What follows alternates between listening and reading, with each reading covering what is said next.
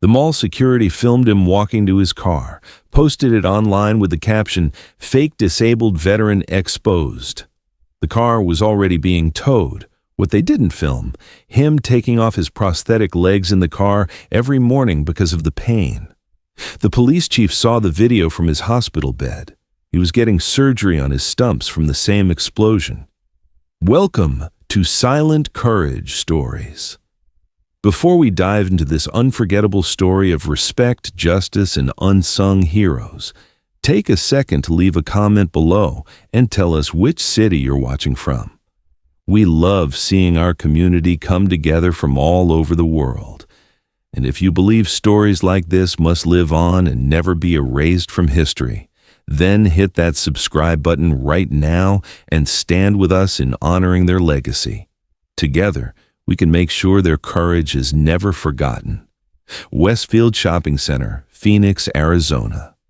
Saturday afternoon, 2 o'clock. The parking lot was full, people circling for spots. Most handicap spaces were empty, but of course, those were reserved. Staff Sergeant James Davis, 35 years old, parked his Toyota Camry in the handicap spot. He hung his blue disability placard from the rearview mirror.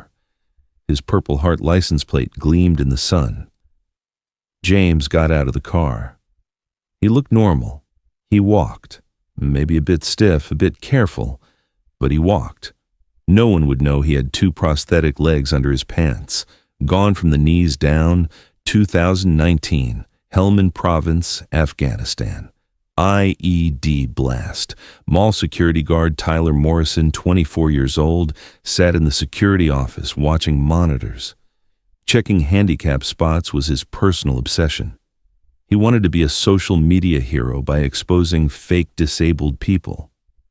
He saw James, got out of the car, walked normally, entered the mall.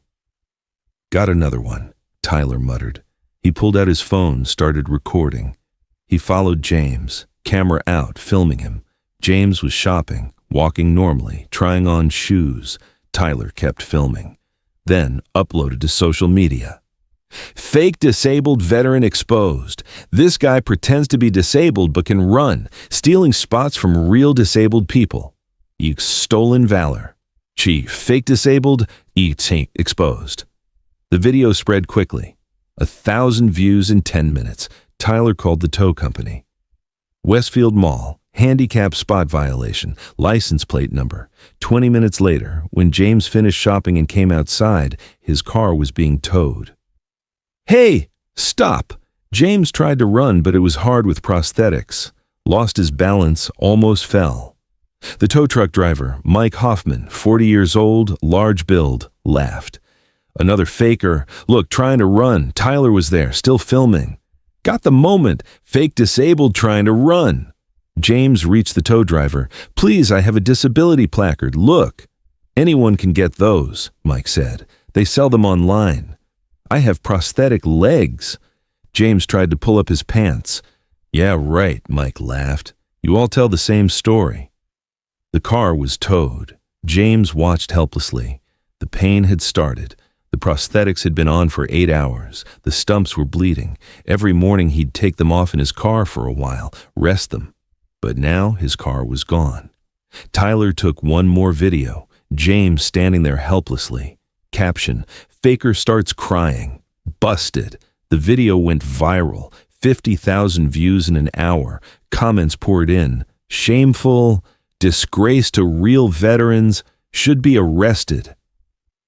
Meanwhile, Phoenix Police Chief Robert Chen lay in a hospital bed.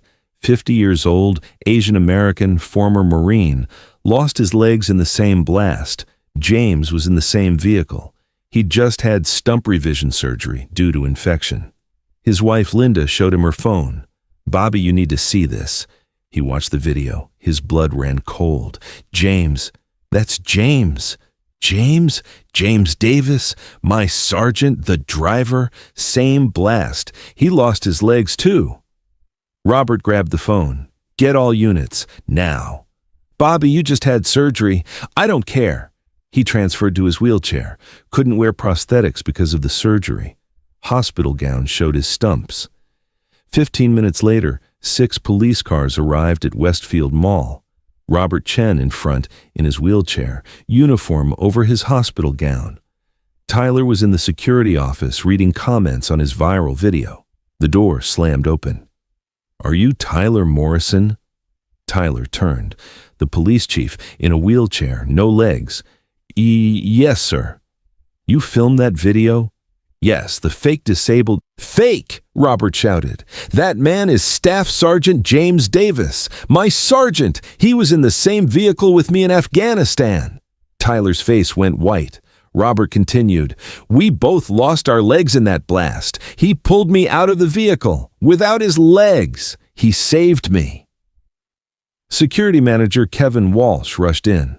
"Chief Chen, Shut up." Robert pulled out his phone, showed the video. "Your security filmed this?" "Yes, but— And you had the car towed?" "The disability placard looked fake." Robert wheeled toward Kevin. "Fake? Are prosthetic legs fake? Is a purple heart plate fake?" Kevin stammered. We didn't know." "Of course you didn't know, because you didn't ask. You assumed, you judged, and you lynched him on social media." Robert turned to his officers. "Find the tow company. Get that car back immediately. Mall pays all costs." Tyler had started crying. "I'm sorry, You just what? Wanted attention? To go viral?" "Congratulations, you did. Now the whole world will see what a piece of shit you are." Robert pulled out his phone, called. "James? It's Bobby." "Yes, I saw the video. Don't worry, brother. I'm handling it. Your car will be there in 30 minutes. He hung up, turned to Tyler. "Give me your phone." "But give it." Tyler handed over the phone. Robert found the video, wrote a comment. "I'm Phoenix Police Chief Robert Chen. The man in this video is Staff Sergeant James Davis, my hero. We both lost our legs in the same IED blast. He saved me. He has prosthetic legs. He is 100% disabled. And you lynched him. Tyler Morrison and Westfield Mall. Expect to hear from my lawyers." He shared the post, then turned to Tyler. "You're fired. Your security license will be revoked. And if James sues you, which he should, I'll testify." Kevin Walsh intervened. "Chief Chen, that's harsh." "Harsh?" Robert pulled up his gown, showed his stumps, surgery scars, wounds. "This is harsh. James's legs look like this, and you declared him a faker." Just then, James arrived, walking with difficulty. Prosthetics were torture after 8 hours. Robert saw him and wheeled over. "Brother." The two men embraced. Both were crying. "Bobby, shouldn't you be in the hospital?" "Had to defend my James." James looked at Tyler. The young man was looking at the ground, crying.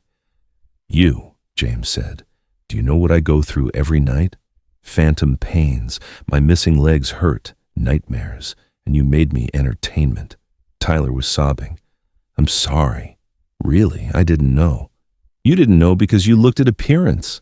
I walk so I can't be disabled? Thank God for prosthetic technology.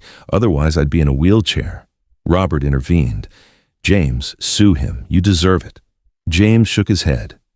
"No, but one condition." "What?" "Tyler volunteers at veteran hospitals, 1,000 hours. See what real disabled people go through." Tyler looked up. "I'll do it, I swear." The car arrived. Tow fee, $500. Mall paid, plus $5,000 in damages. James got in his car, took off the prosthetics. The stumps were bleeding. Robert looked through the window. "Brother, let's go to the hospital." "No, I'm going home. I'll rest." "I'm proud of you. You forgave." "Anger poisons us, Bobby. We saw enough poison in Afghanistan." That evening, the story made national news. Tyler's video was still up, but now the comments were different. "Tyler is scum. He mocked a real hero. Man lost both legs." Tyler attempted suicide that night. When James heard, he visited the hospital. "Why?" Tyler asked. "Why did you come?" "Because I made mistakes in my life too, and someone gave me a second chance." Tyler cried. I just wanted to be popular." "Popularity is temporary. Character is permanent. Now you have a chance to build character. A year later, Tyler had truly changed. He worked at the veteran hospital, started school to become a prosthetic technician. On graduation day, James and Robert came, both walking on their prosthetics. "We're proud," said Robert. Tyler cried. "You changed my life." "No," said James. "You changed your own life. We just gave you the opportunity." Today, at the entrance of Westfield Mall, there's a sign. Invisible disabilities are still disabilities. Think before you judge. And Tyler Morrison, now a prosthetic technician, tells every patient the same thing. "I once humiliated a hero. I was fooled by appearances. Now I serve heroes. This is my redemption." James Davis still drives the same car, still parks in handicapped spots, but no one questions it anymore, because everyone knows some wounds are invisible, some heroes look normal, and real disability isn't physical. Real disability is lack of empathy. The incident changed policies nationwide. Mall security companies implemented mandatory disability awareness training. Tyler's video became a training tool, how not to handle suspected violations. 6 months after the incident, James was invited to speak at a security conference. "You see me walk," he said from the podium. "You don't see me wake up at 3 a.m. crying from phantom pain. You don't see me falling in the shower because I forgot I have no feet. You don't see the blood on my stumps after a long day. You see what you want to see." The room was silent. Tyler Morrison saw a faker because that's what he wanted to see. He wanted to be a hero. Instead, he became a cautionary tale. But he also became something else, reformed. He chose to learn. That takes courage, too. Tyler was in the audience. He stood up. "Mr. Davis is the reason I'm not dead," he said. "I tried to kill myself from shame. He visited me, forgave me. Now I make prosthetics for veterans. Every leg I fit is my apology." They shook hands. The audience gave a standing ovation. Robert Chen, despite his surgery complications, returned to duty. He implemented a new policy. Any officer who discriminates against disabled individuals faces immediate suspension. "We protect and serve all citizens," he said at the announcement. "Visible disabilities, invisible disabilities, no disabilities, everyone." A documentary crew approached James and Robert about their story. "2 soldiers, 1 IED, lifetime bond," the director pitched. They agreed, but only if Tyler was included. "Redemption is part of the story," James insisted. The documentary, Walking Wounded, won 3 awards. It highlighted the challenges of modern prosthetics, how they can make disabilities invisible, leading to discrimination. In one powerful scene, James removes his prosthetics on camera. The raw stumps, the scars, the daily reality. "This is what Tyler couldn't see," he says. "This is what normal walking costs me." Tyler appears next, fitting a new prosthetic on a young veteran. "I exposed someone I thought was fake," Tyler says. "Turns out I was the fake one. Fake concern, fake heroism, fake understanding. James taught me what real means." The mall incident location became something unexpected, a meeting spot for disabled veterans. Every first Sunday, they gather in that same handicap spot, share stories, support each other. James always parks in the exact spot where his car was towed. "This is where my second battle began," he says, "the battle for dignity." Mike Hoffman, the tow truck driver, reached out a year later. "I'm sorry," his letter read. "My brother came back from Iraq in a wheelchair. I was angry at fake civilians using vet spaces. I became what I hated, someone who judges without knowing. I now volunteer, driving disabled vets to appointments. It's not enough, but it's a start." James wrote back, "It's not about enough. It's about trying. Thank you for trying." The Phoenix VI, the hospital, now has a special program, Invisible Wounds, Visible Respect. Tyler leads it, teaching people about hidden disabilities. At a recent session, a young security guard asked, "How do you tell who's really disabled?" Tyler responded, "You don't. You can't. That's the point. Assume everyone has a story you can't see. Assume everyone deserves respect. Assume you could be wrong." James added, "I can walk into a mall. That doesn't mean I'm not disabled. It means technology and determination let me pretend for a few hours.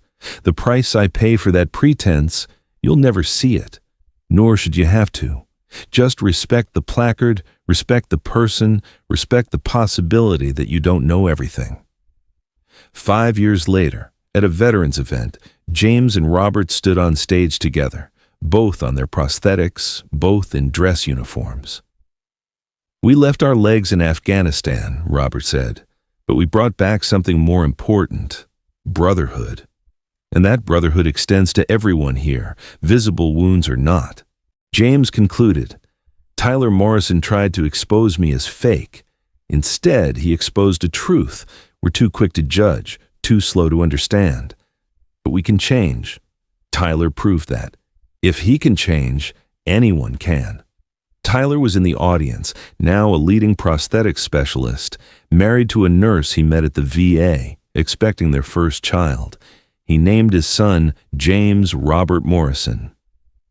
"After two heroes," he tells people, "who saved my life by destroying it first, then helping me rebuild it right. The video that started everything, still online. But now it's tagged differently. Hashtag redemption story, hashtag invisible disability, hashtag second chances, hashtag veteran respect." And underneath, pinned comment from Tyler, "I'm the security guard who filmed this. I was wrong. Completely, utterly, shamefully wrong. James Davis is a hero. I was a bully with a camera. He forgave me anyway. That's real strength. I spend every day trying to earn that forgiveness." 50 million views, not of the original shame, but of the redemption that followed.